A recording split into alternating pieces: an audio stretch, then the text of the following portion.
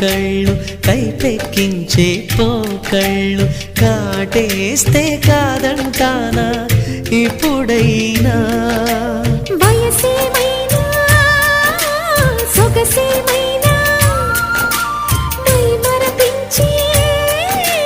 మనసేమైనా నవ్వు నవరాత్రి నీ కోసం తీసుకువస్తున్నా మైనా ఏమైనావే మన్మథ మాసం అయినా ఎంతైనా ఇది మెత్తని మోసం